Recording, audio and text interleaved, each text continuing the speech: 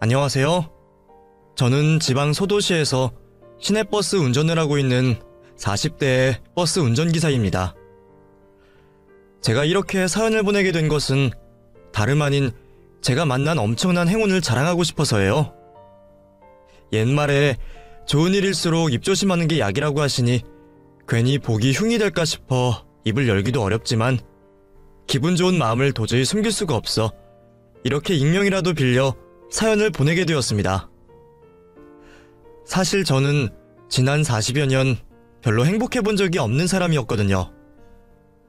어쩌면 제가 불행했던 건 고아의 노총각인 제 처지 때문이었을지도 모르겠습니다.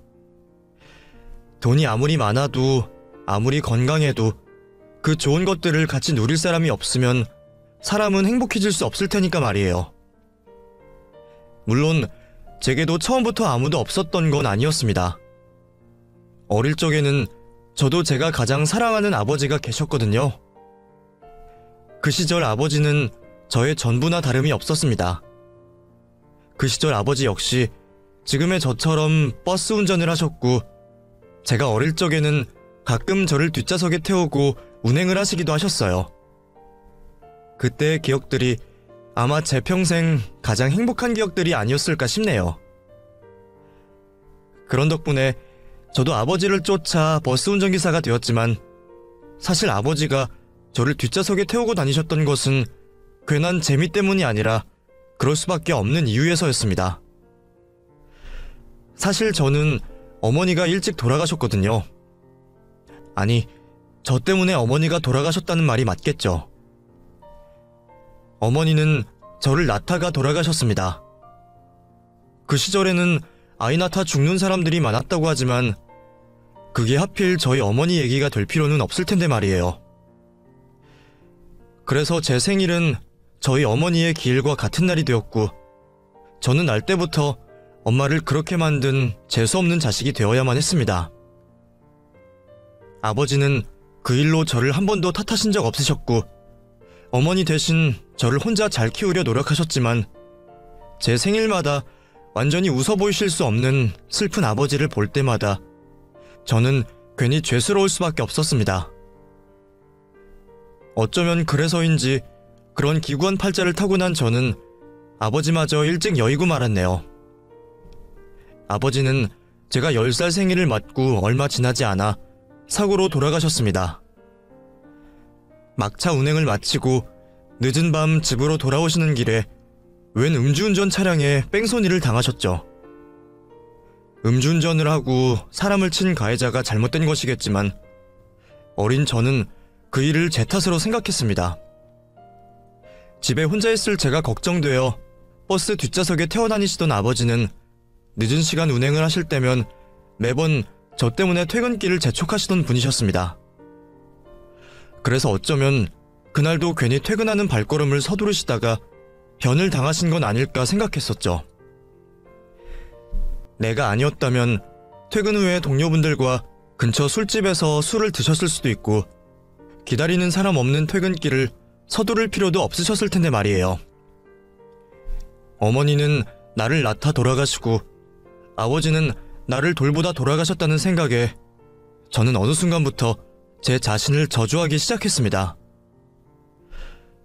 그래서 고아가 되어 보육원에 들어가는 일도 전혀 개의치 않았어요. 내가 무슨 꼴을 당해도 나는 그럴만한 사람이라 생각하며 어떤 고생과 어려움 앞에서도 절대 눈물을 흘리지 않기로 다짐했죠. 그래서 저는 아버지가 돌아가신 이후로 한 번도 눈물을 흘리지 않았습니다. 부모님의 기일마다 가슴으로 피눈물을 흘리면서도 남들 앞에서는 절대로 약한 모습을 보이지는 않았었죠. 그렇게 10살 나이에 일찍이 고아가 된 저는 그 뒤로 제 스스로를 책임지며 삶을 버텨낼 수밖에 없었습니다. 고아라며 무시당하고 보육원에 산다고 따돌림을 당해도 돌아가신 부모님을 생각하면 저는 불평을 할 수조차 없었어요. 부모님은 나 때문에 돌아가셨는데 그분들 덕에 살아있는 내가 함부로 불평을 할 수는 없는 일이었으니까요. 부모님을 생각하며 저는 비뚤어지지 않고 잘 살아야만 했고 덕분인지 성실하게 일하며 나름 자리를 잡아갈 수 있었죠. 일찍부터 아버지를 따라 버스기사의 꿈을 꾸며 마을버스 운행을 하면서 버는 족족 돈을 착착 모으기 시작했습니다. 제가 돈을 모았던 이유는 딱 하나밖에 없었어요. 언젠가 나와 함께할 내 가족을 위해서였죠. 부모님을 일찍 여인 저는 늘 가정을 꾸리기를 꿈꿔왔었습니다. 나도 사랑하는 사람을 만나고 아이를 낳고 그렇게 가족의 울타리가 생긴다면 더 이상 고통받지 않고 행복해질 수 있을 거라 생각했거든요. 그렇게 정말 사랑하는 여자를 만나고 꿈만 같은 결혼까지 생각하게 되었지만 저의 바람은 결코 이루어지지 못했습니다. 당연한 말일지 몰라도 결혼할 여자 집에서 저를 많이 반대를 하셨거든요. 저도 고아 주제에 쉽게 허락을 받지 못할 거라는 걸 잘 알고 있었습니다. 반대를 무릅쓰고 어떻게든 버텨낼 자신도 있었죠. 그래서 그 집 대문 앞에 무릎 꿇고 몇 시간도 기다려보고 어른들께 사정도 하며 삼고초려를 해봤지만 저는 결국 한겨울에 그 집 대문 앞에서 물벼락을 맞으며 쫓겨날 수밖에 없었습니다. 부모 둘 다 죽고 재수없는 붙은 놈이 어디 남의 집 귀한 딸을 넘봐? 괜히 재수없는 거 옮길 생각하지 말고 돌아가서 네 놈 주제 파악이나 제대로 해. 그건 결국 저를 가족으로 받아들일 수 없다는 말씀이시겠죠. 그래도 여자친구 마음만 확고하다면 저는 그런 물벼락을 몇 번이고 더 맞을 자신이 있었습니다. 분명 그 전까지는 여자친구도 제 편일 줄 알았거든요. 나는 시덕씨랑 꼭 결혼할 거야. 내가 시덕씨 얼마나 사랑하는지 시덕씨도 잘 알잖아. 우리 부모님도 지금은 저렇게 하시지만 결국 허락하실 수밖에 없을 거야. 그러니까 우리 같이 이겨내자. 그런 말을 하던 여자친구를 끝까지 믿었던 저는 어느 날 결국 이별을 통보받게 되었습니다. 부모님의 설득에 마음을 돌렸는지 얼마 뒤 저 몰래 선을 보고 왔더군요. 그 일이 제게는 너무 큰 충격이었습니다. 처음이자 마지막으로 희망을 품었던 일이 물거품이 되며 저는 다시는 누군가를 만나거나 새 출발을 할 수 있는 희망을 잃어버리게 되었죠. 그 후 저는 사람들에게 완전히 마음의 문을 닫은 채 노총각이 되어서도 혼자 외롭게 지낼 수밖에 없었습니다. 그나마 버스기사가 되어 매일 승객들에게 인사를 받는 것이 제가 누리는 유일한 행복이었죠. 그 후 저는 마을버스를 지나 시내버스 기사가 되었고 목표도 희망도 없이 매일 같은 노선을 다니며 하루하루 의미 없는 삶을 살아가고 있었습니다. 그러던 어느 날 저는 종점에 도착한 버스 안에서 한 아이를 만나게 되었습니다. 이미 막차 시간이 지나 차고지로 들어온 차량 안에 웬 아이가 숨어 있었더군요. 아이는 그 사이 잠이 들었는지 뒤쪽 좌석에 누워 잠이 들어 있었는데 아직 학교도 안 들어갔을 것 같은 아이가 왜 혼자 여기 있는 건지 저는 그 아이를 보고 놀라서 당황할 수밖에 없었습니다. 탈 때에는 승객들이 워낙 많고 아이가 혼자 버스를 탔을 거라는 생각을 하지 못해서 저도 이런 일이 있을 줄은 예상을 못하고 있었네요. 아이 부모가 아이를 애타게 찾을 거라는 생각에 저는 마지못해 아이를 깨울 수밖에 없었습니다. 아가? 여기서 자고 있으면 어떡해? 여기가 어디예요? 여기는 종점이야. 버스가 집으로 들어온 거지. 이제 버스에서 내려야 하는데 너 어떻게 여기 타고 있니? 부모님은 어디 가셨어? 설마 너 혼자 버스 탄 거야? 저 혼자예요. 아저씨, 저 좀 버스 안에서 자게 해주세요. 말썽 안 피우고 조용히 있을게요. 예? 뭐? 그게 무슨 말이야. 네가 혼자 어떻게 버스에서 자? 너 부모님 어디 계시니? 부모님이 너 여기 있는 거 아셔? 저 아빠랑 헤어져서 아빠 찾으러 온 거예요. 이 버스 타고 아빠 병원 가는 건데 깜빡 잠들었나 봐요. 그래서 내일 이거 타고 다시 가려고요. 난데없이 아빠를 찾으러 버스를 탔다는 아이의 말에 저는 당연히 놀랄 수밖에 없었습니다. 애 부모가 어디서 뭘 하길래 이렇게 어린애가 혼자 아버지를 찾으러 다닌다는 건가 싶었죠. 그렇다고 아이를 버스에 둘 수는 없는 일이었습니다. 그래서 저는 아이를 경찰서에 데려다 주려고 했어요. 아가, 여기서 잘 수는 없어. 부모님 만나러 가야지. 너 집이 어디야? 이름은 뭐야? 하지만 그 아이는 자기 이름도 주소도 말하지 않고 입만 다물고 있을 뿐이었습니다. 어쩔 수 없이 경찰서에 데려다 주려고 하자 울고불고 난리를 피우는 바람에 그럴 수도 없었죠. 결국 저는 제품에 매달려 우는 아이를 데리고 집으로 갈 수밖에 없었습니다. 남의 아이를 데려가면 유괴가 아닌가 싶었지만 아이가 경찰서 얘기만 나와도 경기할 것처럼 난리를 피는 상황에 도저히 아이를 경찰서로 데려가 힘들게 할 수가 없었거든요. 우선은 하루 종일 굶었을 아이에게 밥이라도 먹일 생각에 저는 신고를 나중으로 미루고 아이를 집으로 데려가게 되었습니다. 배가 많이 고팠던지 급하게 데운 3분 카레를 허겁지겁 먹는 아이를 보자 짠한 생각이 들었네요. 대체 이 어린애가 왜 이러고 있는지 너무 궁금할 수밖에 없었어요. 아이는 성인 1인분 몫의 밥을 다 먹고는 그제야 제 얼굴을 제대로 쳐다봐 주었습니다. 아까는 저더러 경찰에 신고하지 말아달라며 매달려 울더니 또 제가 무섭게라도 한 건지 얼굴도 안 들고 바닥만 보고 있었거든요. 경찰까지 무서워하며 심하게 낯을 가리더니 남의 집에 와 밥도 먹고는 그새 긴장이 좀 풀린 듯 했죠. 겁도 많으면서 겁없이 혼자 버스를 탄 주제에 또 잘해주는 사람에게 금방 경계를 푸는 것이 영락없는 어린아이 같았습니다. 대체 그 아이가 몇 살인지도 모르던 저는 아이의 인적 사항을 알아내기 위해 아이에게 조심스럽게 말을 붙일 수밖에 없었죠. 아가, 너 이름이 뭐야? 창민, 김창민이요. 창민이? 그럼 창민이는 몇 살이야? 몇 살인지 알아? 7살. 그렇구나. 창민이 7살이구나. 그래, 잘하고 있어. 그럼 창민이는 어디서 온 거야? 아빠 얘기는 뭐고? 창민이가 밖에 오래 있으면 집에서 걱정하지 않으실까? 나 집 없어요. 아무도 나 걱정할 사람도 없어요. 그래서 아빠 만나러 가는 거예요.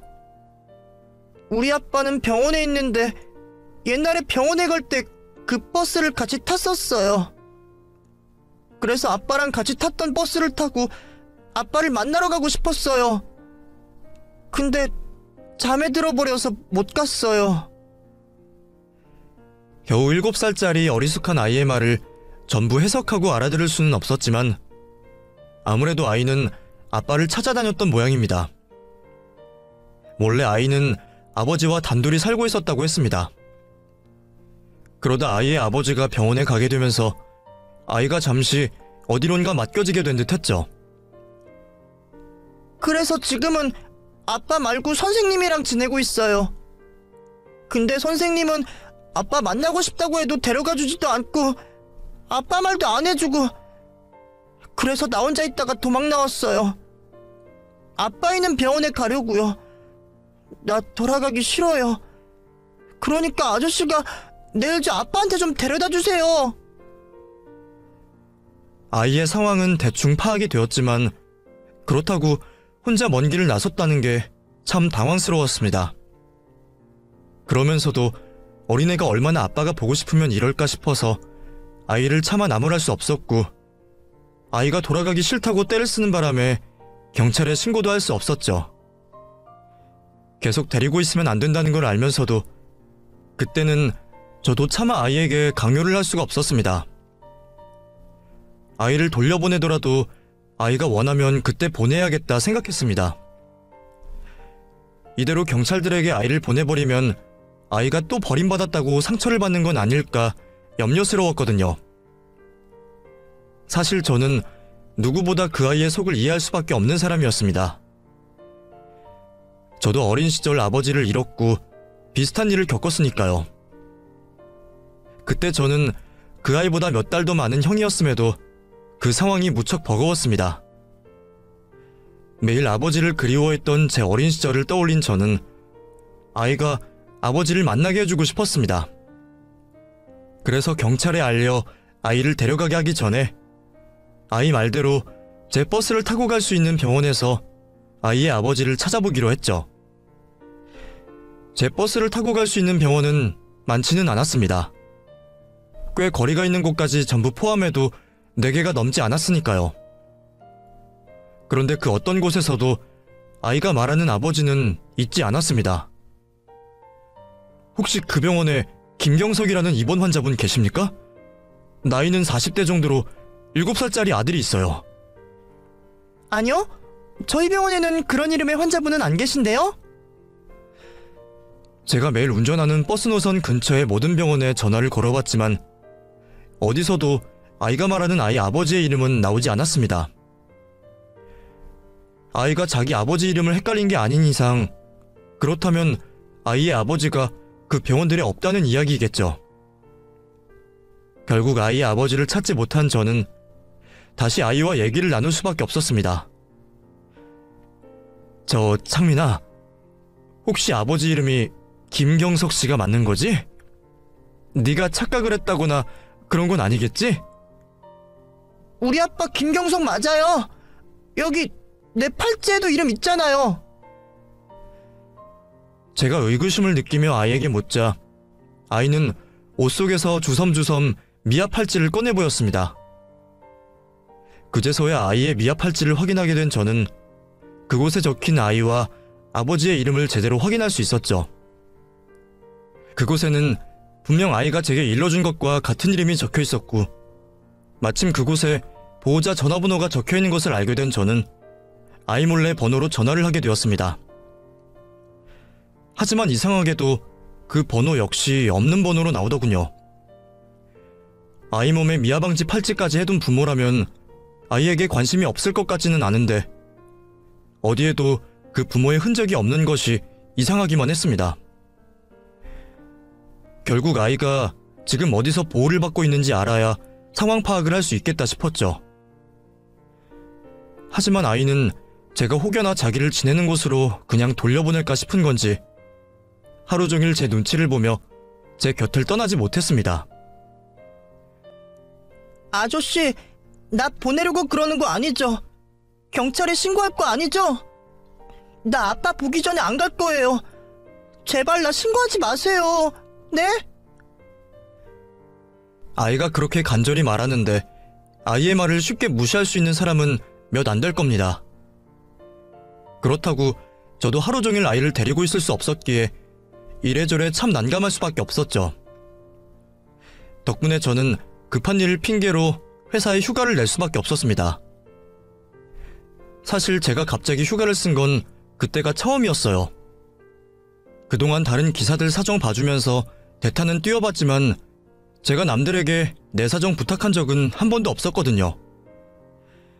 지난 수년간 일을 하면서 제가 휴가를 낸 건 생전 처음이기에 다들 놀라기는 하면서도 깊게 사정을 묻지는 않더군요. 덕분에 저는 무사히 휴가를 내고 아이를 챙길 수 있었습니다. 그동안 아이가 혹시 불편하지는 않을까 세심하게 신경 쓰며 아이와 시간을 보내게 되었죠. 다행히도 아이는 저를 잘 따르는 듯 했습니다.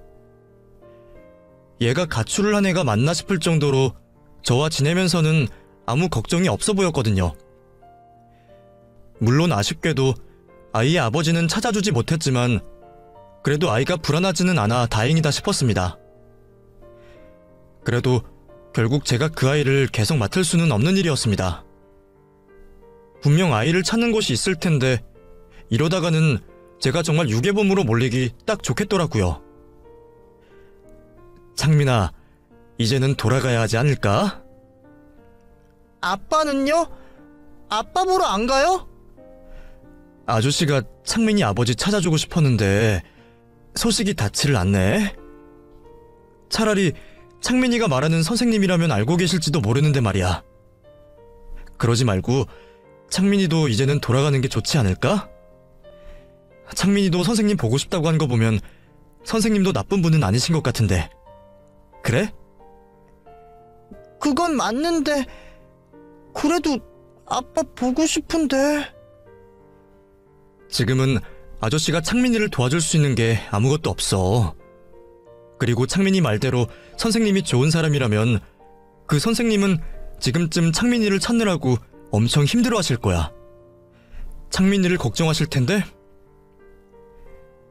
저는 아이의 마음을 최대한 다치지 않게 하며 조금씩 아이를 구슬려냈습니다. 그래도 며칠 지내보니 아이가 같이 지낸다는 선생님이라는 분을 싫어하는 건 아닌 것 같더라고요.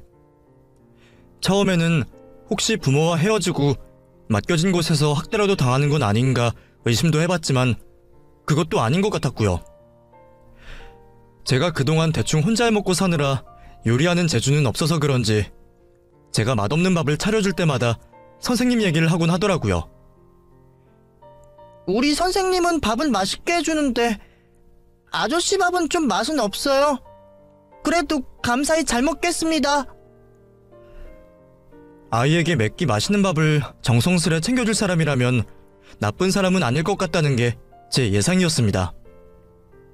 그래서 저는 경찰에도 신고하지 말고 돌아가기 싫다는 아이를 열심히 어르고 달래며 지내던 곳을 겨우 알아낼 수밖에 없었죠. 그리고 드디어 아이가 같이 지낸다는 선생님의 전화번호를 알려주더군요. 알고 보니 아이가 가지고 다니는 가방 안쪽에 전화번호가 적혀 있었던 걸 제가 미처 보지 못했었네요. 그렇게 저는 며칠 만에야 아이의 보호자와 연락을 하게 되었고, 선생님은 아이를 많이 기다리셨는지 아이를 곧바로 찾으러 오겠다 말씀하셨습니다. 혹시 선생님을 만나면 아이가 다시 도망치기라도 할까 불안했던 저는 끝까지 아이를 지켜볼 수밖에 없었습니다. 다시 돌아가면 아버지를 만날 수 있을 거라며 기약 없는 거짓말까지 하면서 말이죠. 다행히 아이는 제 길을 돌보던 선생님을 반가워했습니다. 선생님! 김창민, 너 어디가 있었어? 선생님이 얼마나 걱정했는지 알아? 너 잘못되기라도 했을까봐 선생님 밥도 못 먹고 잠도 못 잤어. 걱정을 많이 하셨다는 그분의 얘기를 들으니 제가 괜히 공범이 된 것 같아 죄송스러웠지만 다행히도 선생님께서는 아이의 말을 들어줘야만 했던 제 사정을 이해해 주셨습니다. 저희 창민이 맡아주셔서 정말 감사드려요. 워낙 예민한 아이라 혹시 혼자 있는 건 아닐까 걱정이 많았는데 이렇게 좋은 분이 데리고 계셨다니 저도 마음이 좀 놓이네요. 정말 감사해요, 기사님. 아닙니다. 제가 잘한 것도 없죠. 솔직히 저도 당장 신고해야 한다는 건 알았는데 애가 너무 애걸복걸해서 저도 모르게 애 말을 듣고 있었네요. 그러면서도 아이를 찾을 분이 계실까봐 걱정도 되고 혹시 유괴범이 되는 건 아닌가 싶기도 했는데 이렇게 돼서 다행이다 싶습니다. 그래도 그동안 창민이 밥도 잘 먹고 잘 지내고 있었어요. 그래 보여요. 원래 창민이가 아무한테나 말하고 그런 애가 아니거든요. 저한테 마음을 연 것도 한참 걸려서 원래 밖에서는 말을 잘 안 해요. 그래서 말 못하는 아이인가 오해도 받고요. 근데 기사님이랑 있는 동안은 밥도 잘 먹고 잘 놀고 있었던 것 같아서 안심이 되네요. 모두 기사님 덕분이에요. 예? 제가 뭐 한 게 있다고요? 근데 창민이가 계속 아버지를 만나러 가겠다고 고집을 부리던데 저도 알아보기는 했지만 아버지라는 분의 소식이 찾기 어렵더라고요. 병원에 계시는 줄 알았더니 그런 분은 안 계신다고 하고 적혀있는 전화번호도 없어졌고요. 혹시 어떻게 된 건지 아시나요? 아이의 위탁 선생님을 만나게 된 저는 조심스럽게 아이 아버지의 얘기를 물었다가 충격적인 이야기를 듣게 되었습니다. 사실 창민이 아버지는 얼마 전에 돌아가셨어요. 병으로 병원에 지내시다가 결국 떠나셨죠. 아직 아이가 너무 어리고 아버지와 유대감이 깊어서 차마 아이에게는 말을 하지 못했어요. 지금도 이렇게 다른 어른들을 못 믿는 상황에서 아버지 없이 혼자 남겨졌다는 걸 알게 되면 아이가 그 사실을 받아들이기 힘들 거라 생각했거든요. 그렇다고 아버지 찾아가겠다고 가출까지 할 줄은 몰랐지만요. 아무튼 지금 창민이에게 보호자는 저뿐이에요. 아이가 아버지를 만나러 가겠다고 하기에 적어도 살아는 계실 줄 알았더니 알고 보니 창민이는 이미 고아가 되어 있었습니다. 아이가 사실을 받아들이기 어려울 거라는 생각에 아무도 아이에게 진실을 알려주지 않았던 모양이에요. 그 말도 이해를 하지만 아이가 자기 아버지의 죽음도 모르고 아버지를 만나기를 원하고 있다는 건 또 다른 안타까운 일이었습니다. 지금도 매일같이 아버지를 찾고 있는 아이에게 사실을 끝까지 숨기고 계속 모르게 할 수는 없을 거라 생각했죠. 하지만 저로서도 이 일을 어떻게 설명해야 할지 막막하기는 마찬가지였습니다. 저도 진작 말해주려고 생각은 했었어요. 언제까지 없는 핑계를 대면서 거짓말만 할 수도 없는 거고 때가 되면 말해주고 싶었죠. 근데 창민이가 가출까지 감행한 이 시점에 더 어떻게 얘기를 할 수 있을지 모르겠더라고요. 솔직히 저도 창민이가 많이 안타까워요. 사실 원래 제가 창민이를 데려갈 것도 아니었거든요. 원래 다른 보육원에서 지냈었는데 창민이가 거기서 적응을 잘 못했어요. 그래서 어쩔 수 없이 혼자 지내는 제가 아이를 맡게 되었죠. 저는 그동안 청소년 아이들을 위주로 맡아서 어린아이 위탁은 처음이다 보니 실수가 많았던 모양이에요. 제가 좀 더 아이 마음을 헤아렸어야 하는데 제 탓이죠. 그래도 그게 어떻게 선생님 탓이겠나요? 선생님이 잘해주셨으니 아이가 선생님이랑은 지냈던 거겠죠. 저랑도 겨우 며칠 같이 지냈지만 그동안 선생님 얘기를 자주 하던 거 보면 선생님이 잘해주셨다 싶더라고요. 특히나 밥을 맛있게 해주셨다면서요? 아마 저한테 마음을 연 것도 제가 자기 아버지 같은 남자 어른이라 그런 게 아닌가 싶네요. 그리고 저도 창민이처럼 일찍 아버지를 떠나보내기도 했고요.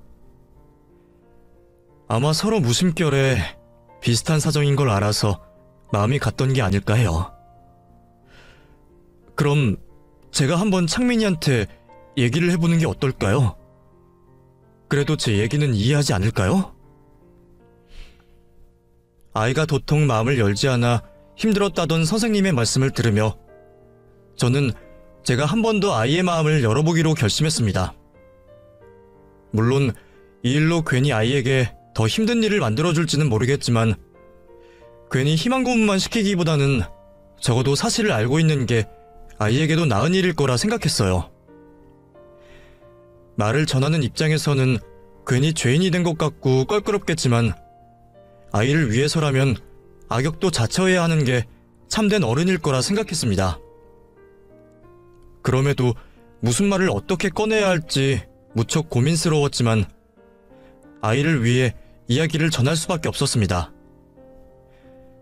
잠시 선생님이 자리를 비켜주시고 저와 단둘이 남은 창민이는 그 사이 정이 들었는지 혹시나 제가 자기를 두고 가버릴까 걱정을 하는 듯 했습니다. 이별을 예상한 아이의 불안한 손짓 발짓이 괜히 제 마음을 아프게 만들었죠. 아저씨도 나 두고 갈 거죠? 이제 우리 헤어지는 거죠?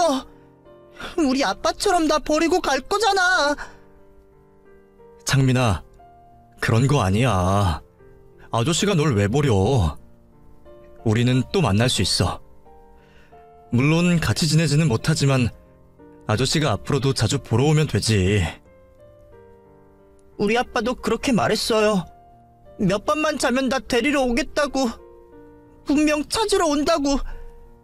그래놓고 나 버리고 아직도 안 나타나잖아요. 아버지가 자신을 버렸다고 생각하는지 마음에도 없는 원망으로 아버지를 탓하고 있는 아이를 보며 저는 가슴이 아팠습니다. 아버지가 아파서 돌아가셨다는 걸 알게 되더라도 어쩔 수 없는 서운함과 원망은 있겠지만 그래도 적어도 자신이 버려진 건 아니라는 게 위안이 될 거라 생각했어요. 그래서 용기를 내 사실을 전했죠. 창민아, 아버지는 널 버린 게 아니야. 아버지는 창민이를 정말 많이 사랑하셨어. 병원에서 일어나셨으면 창민이를 보러 오셨을 거야.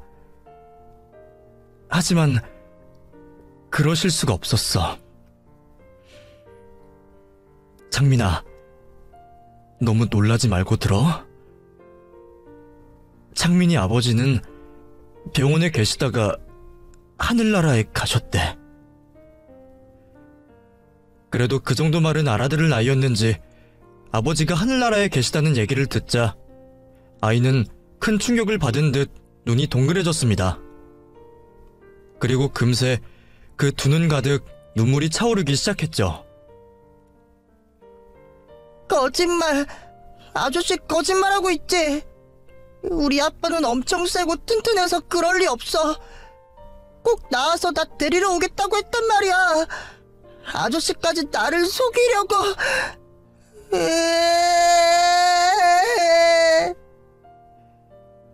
그동안 곧잘 씩씩한 척하더니 금세 울어버리는 아이의 모습에 제 마음도 찢어지는 듯 아려왔습니다. 어쩌면 저도 똑같이 겪었던 슬픔이기에 그 마음을 더 깊이 헤아릴 수 있었는지도 모르겠네요. 미안하다, 창민아. 미안해. 아이를 위해서라도 담담히 눈물을 참으려던 저도 결국 눈물을 터뜨릴 수밖에 없었습니다. 그렇게 저와 창민이는 한참을 끌어안고 눈물을 흘리고 있었어요. 나이 먹고 그렇게 울어본 게 얼마만인지 저도 어릴 적 아버지 잃은 10살 배기 때로 돌아간 것처럼 눈물을 흘렸네요. 그래도 그게 아이에게는 꽤 도움이 되었던 모양입니다. 가끔씩은 자신과 함께 울어줄 사람만으로 위로가 되는 건지 아이는 제가 자신과 같이 울어주는 것에 조금은 마음을 기대게 된 듯 제 품에서 한참을 목 놓아 울고 있었습니다. 아저씨, 그럼 나 이제 우리 아빠 못 봐요? 아빠는 하늘나라에 간 거예요? 그래. 그래도 아버지는 언제나 창민이를 보고 계실 거야. 하늘에서 다 보고 계시지. 너무 멀어서 창민이한테 닿기는 어렵지만 그동안 아버지가 창민이를 사랑하고 걱정하신 것처럼 저 위에서 변함없이 창민이 생각을 하고 계실 거야. 지금 창민이가 이렇게 울고 있는 모습도 보고 계시겠지. 그럼 우리 아빠가 슬프겠네요. 아빠는 내가 울면 가슴이 아프다고 했거든요. 그럼 내가 안 울고 씩씩하게 지내야지 우리 아빠가 하늘나라에서 편하게 있겠네요. 그렇지. 창민이도 아빠가 걱정하시는 건 싫지? 네, 싫어요. 아빠가 아픈 것도 싫고요. 우리 아빠 너무 많이 아팠어요. 맨날 아프고 주사도 많이 맞고. 그래서 나는 아빠가 이제는 안 아팠으면 좋겠어요. 아저씨, 하늘나라는 좋은 곳이에요? 거기서는 우리 아빠도 안 아플 수 있을까요? 그럼 그곳은 좋은 곳이지. 창민이 아버지처럼 좋은 분들만 가시는 곳이니까 분명 다들 편안하고 행복하실 거야. 아저씨도 그곳이 아픔도 슬픔도 없는 곳이라고 들었는걸? 그럼 괜찮아요. 아빠가 안 아플 수 있다면 하늘나라 간 거 이해할 수 있어요. 아직 죽음이라는 걸 제대로 이해하지도 못할 텐데 그 와중에 자신의 아버지가 하늘나라로 가셔서 더 이상 아프지 않았으면 좋겠다는 아이의 순수한 말이 저를 울렸습니다. 그 아이의 마음이 얼마나 착하고 아픈지 신을 믿지 않던 저도 그 앞에서는 차마 거짓말을 할 수밖에 없었죠. 저의 선의의 거짓말이 아이의 마음을 조금이라도 풀어주기를 바라면서 말이에요. 다행히 제 말을 이해를 했는지 아이는 조금은 씩씩해져 보였습니다. 어쩌면 자기가 슬퍼하는 모습을 보이면 하늘나라에 계신 아버지가 가슴이 아플까 걱정을 하는 건지도 몰랐죠. 애써 울음을 참으려는 아이가 너무 안쓰러워 보였지만 스스로 이겨내야 앞으로를 살아갈 수 있기에 저는 그런 아이를 오히려 북돋아줄 수밖에 없었습니다. 그래, 창민아, 잘 견뎠어. 창민이는 앞으로도 잘 견딜 수 있을 거야. 아버지랑 떨어져 있게 되었지만 결국 나중에는 다시 만나게 되어 있는 거야. 그때까지 창민이가 씩씩하게 잘 자라야 나중에 아버지를 다시 만나서 아버지가 좋아하시겠지? 아저씨도 창민이가 그때까지 잘 지낼 수 있게 많이 도와줄게. 나도 있고 선생님도 있는 한 창민이는 절대로 혼자가 아니야. 그걸 꼭 기억해야 해. 알아요. 아빠가 전부터 항상 말해줬어요. 세상에는 나쁜 사람들도 있지만 좋은 사람들도 많다고요.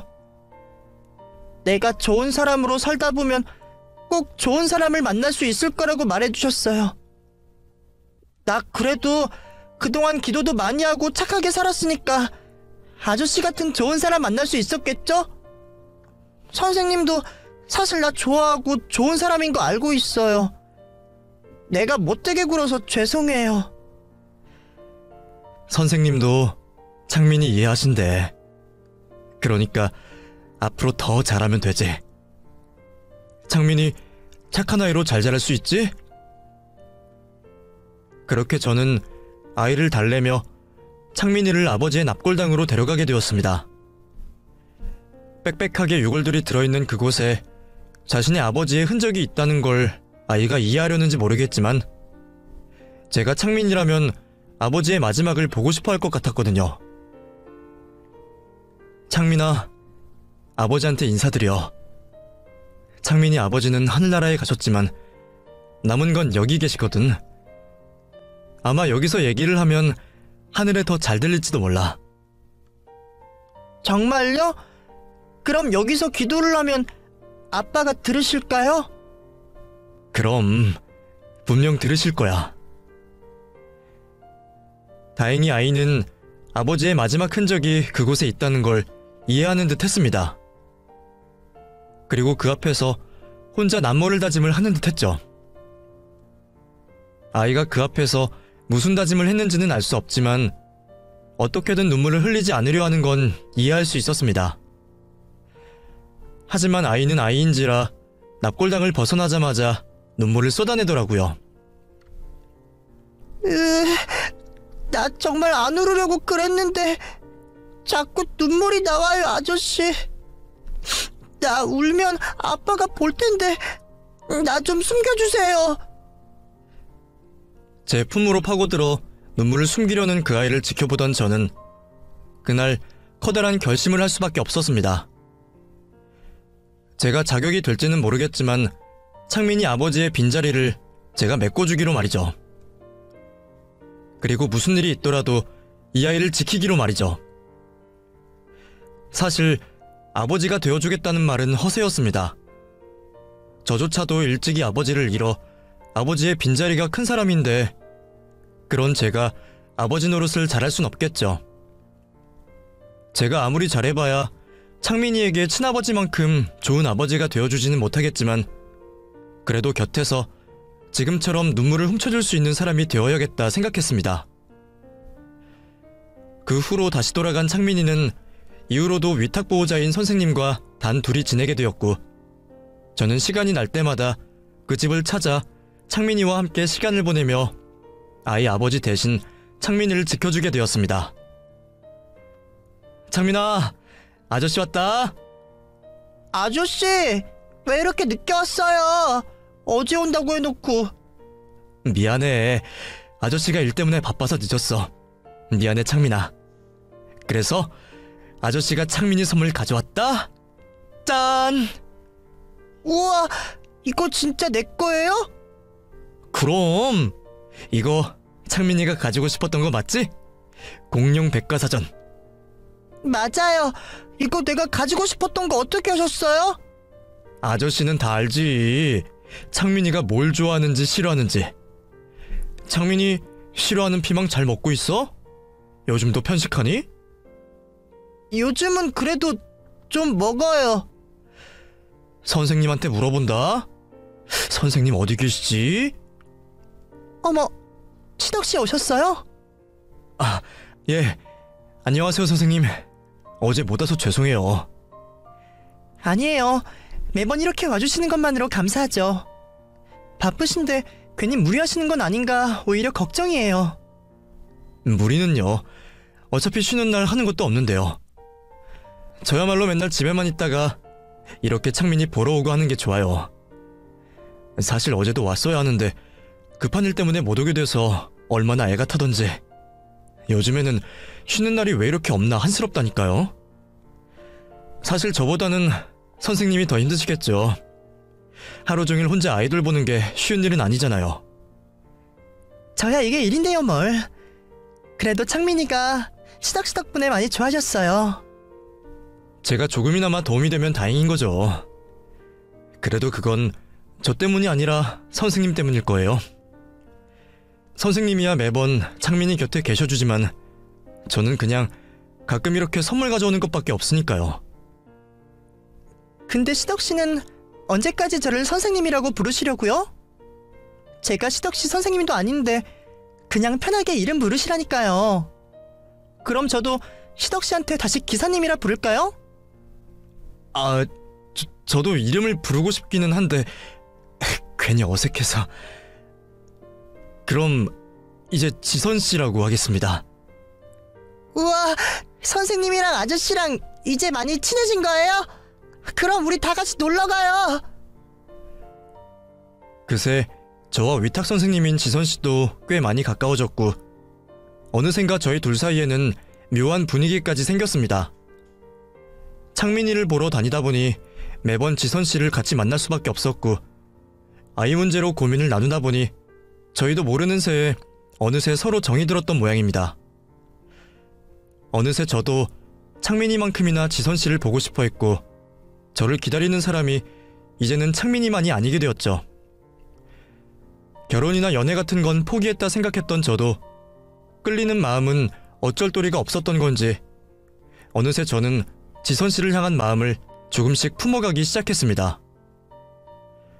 하지만 지선씨나 저나 쉽게 연애를 할 만한 사정은 아니었었죠. 그때는 저희 둘 모두 창민이가 더 중요했기에 괜히 저희들이 가까워지느라 창민이에게 소홀해진다면 겨우 마음을 열었던 창민이가 또다시 어른들을 오해를 하고 상처를 받을까 싶어 창민이에게만 집중할 수밖에 없었습니다. 그래도 저희들의 노력이 헛되지는 않았던 건지 창민이는 점점 안정을 찾아가며 밝은 모습을 되찾아가는 듯 했어요. 하지만 그게 좋은 일만은 아니었습니다. 창민이의 상태가 좋아졌다는 건 저희와 헤어져야 할 날이 가까워졌다는 말이었으니까요. 처음부터 창민이가 지선씨에게 맡겨진 것은 임시였습니다. 아이가 워낙 마음을 붙이지 못하다 보니 보육원이나 그룹홈으로 가지 못하고 혼자 지선씨에게 맡겨졌던 거였죠. 그래서 그동안은 지선씨와 단둘이 지내던 창민이였지만 계속 그럴 수는 없는 일이었습니다. 아이가 안정을 찾고 적응을 하면 곧바로 보육원으로 보내져 입양을 기다리거나 다른 그룹홈에 들어가야 할 사정이었죠. 처음부터 저도 지선씨도 그 사실을 알고 있었고 저희가 창민이와 계속 함께 할 거라는 생각은 하지 않았지만 막상 헤어질 때가 다가온다 생각하니 견디기 힘든 게 사실이었습니다. 저도 보육원에서 지내서 알지만 보육원살이가 아이에게 좋은 일은 아니니까요. 게다가 다른 가정으로 입양을 가거나 다른 곳에 가게 되면 앞으로는 지금처럼 편히 만날 수 없게 되기에 어쩌면 저는 창민이와 영영 헤어질지도 모른다는 걱정을 할 수밖에 없었죠. 그렇다고 제가 어떻게 할 수 있는 일도 없었지만 아이를 보낼 자신이 없던 저는 되도 않는 고민을 할 수밖에 없었습니다. 그런데 그런 걱정이 저만의 걱정이 아니었던지 지선씨 역시 제게 고민을 털어놓더군요. 저 시덕씨, 이제 곧 창민이 떠나야 하는 거 아시죠? 아, 예. 다음 달에 간다고 했죠? 그럼 보육원으로 가게 되는 건가요? 예, 지금으로는 그렇게 될 것 같아요. 원래 창민이가 그쪽에서 왔었거든요. 시설에서는 아무래도 한번 경험이 있던 곳이라 아이가 적응하기에도 낫지 않겠냐고 하시네요. 저도 이왕이면 그게 나을 것 같았고요. 근데 뭐 어딜 가든 제 마음이 편할까요? 솔직히 저 요즘 잠이 안 와요. 창민이 보낼 생각을 하니 마음이 너무 안 좋네요. 위탁이 처음인 것도 아닌데 이렇게 정이 들었던 적이 없어서 그런지 너무 힘드네요. 사실 저도 그래요. 저도 지선씨처럼 창민이 보내기가 힘드네요. 근데 그렇다고 무슨 방법이 있겠어요. 제가 창민이 데리고 살 수도 없고 사실 저 같은 게 뭐라고 창민이한테 부모가 되어줄 수는 없죠. 창민이가 좋은 양부모 만나서 입양을 가면 그게 제일 좋은 건데 솔직히 그것도 걱정이에요. 보육원 가면 정말 좋은 부모 만날 수 있는 거예요? 혹시나 입양 가서 잘못되기라도 하면 어떻게 할지. 그분들이 창민이를 자기 자식처럼 아껴주시면 좋을 텐데요. 제가 주제넘게 생각이 너무 많죠? 그럼 시덕씨가 창민이 부모가 되어주시는 건 어때요? 예? 그게 무슨 말씀이세요? 말도 안 되죠. 제가 뭐라고... 왜요? 시덕씨 충분히 자격 있잖아요. 시덕씨 창민이한테 정말 좋은 아버지 노릇하고 계시잖아요. 지금처럼만 하시면 좋은 아버지 되실 텐데. 그리고 제가 곁에서 도와드릴 수도 있고요. 예? 지선씨, 지금 그게 무슨 말씀이신지... 저도 시덕씨랑 같은 마음이에요. 창민이에게 좋은 부모 되어주고 싶은 마음. 그리고 제 생각에는 저희 두 사람이 그렇게 할 수 있지 않을까요? 물론 쉬운 일은 아니겠지만 지금처럼 노력하면 창민이도 저희 진심 알아줄 수 있을 거예요. 저와 지선씨는 고민 끝에 큰 결심을 내리게 되었습니다. 창민이만 좋다면 우리가 창민이의 보호자가 되어주기로 말이죠. 이번에는 가끔 들여다보는 아저씨가 아니라 정말 창민이가 기대고 의지할 수 있는 부모가 되기로 말입니다. 물론 쉬운 결정은 아니었습니다. 지선씨와 제 사이에 나눠야 할 이야기들도 있었고 창민이와도 한참 얘기를 나눠야 했으니까요. 무엇보다 우리가 정말 좋은 부모가 될 수 있을지 그게 제일 큰 걱정이었죠. 나는 좋은 부모가 될 수 없을 거라는 생각에 차마 고민도 못 해본 일이었지만 처음부터 잘하는 부모는 없을 거라는 지선씨의 말을 믿어보기로 했습니다. 사실 부모가 되기로 결심한 것보다 더 큰 결심은 결혼이었을지도 모릅니다.